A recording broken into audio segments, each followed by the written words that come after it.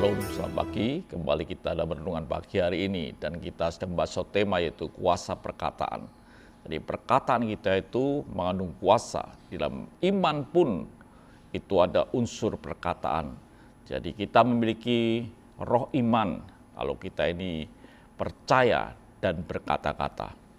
Dan betul perkataan kita ini memiliki kuasa yang luar biasa. Dan satu ketika murid-muridnya bersama dengan Yesus bersama dengan murid-muridnya, dia melihat pohon ara, lalu Yesus mengutuki. Dan apa yang terjadi? Pohon ara itu menjadi mati sampai ke akar-akarnya.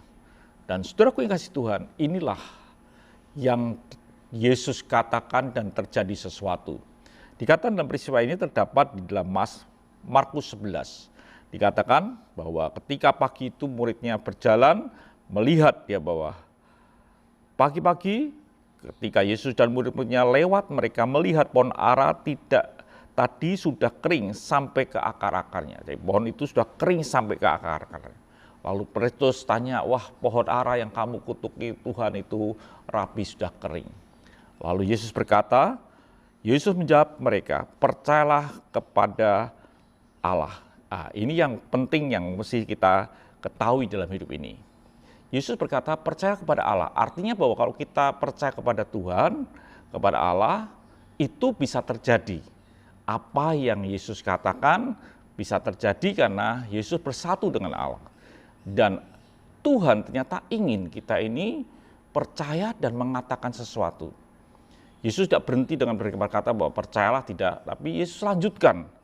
Lalu dikatakan dalam firman Tuhan, aku berkata kepadamu sesungguhnya barang siapa berkata kepada gunung ini, beranjaklah dan tercampaklah ke dalam laut, asal tidak bimbang hatimu tetapi percaya bahwa apa yang dikatakannya itu akan terjadi, maka hal itu akan terjadi baginya. Jadi ternyata Tuhan tidak bicara tentang berkata saja, tapi Tuhan berkata pada muridnya, kalau kamu berkata pada gunung ini untuk pindah, maka kalau kamu tidak bimbang, gunung itu pun akan pindah. Ini bukan bicara kita akan memindahkan gunung, bukan. Tetapi Tuhan ingin berkata bahwa dalam perkataanmu, ketika engkau percaya, maka perkataanmu itu mengandung kuasa. Ketika engkau berkata pindah, maka akan pindah. Kalau engkau berkata sembuh, maka akan sembuh. Kalau engkau berkata engkau sehat, maka akan sehat. Jadi perkataan kita itu betul-betul mengandung kuasa. Kalau kita mengerti seperti ini, ternyata kita ini orang-orang yang percaya kepada Allah, itu mulutnya mengandung kuasa. Betapa pentingnya kita menjaga mulut kita dan kita mulai berkata-kata, maka kita ini akan mengalami anugerah Tuhan yang luar biasa. Pertanyaannya adalah apa yang sedang saudara katakan dalam hidup ini?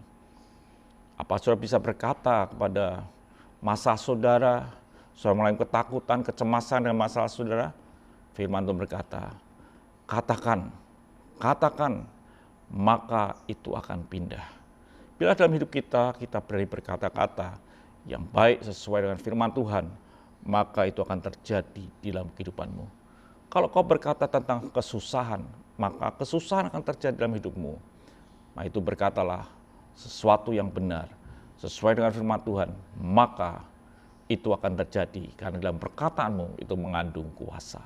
Tuhan memberkati. Terima kasih Tuhan, Engkau Allah yang luar biasa, biarlah kami berani berkata-kata.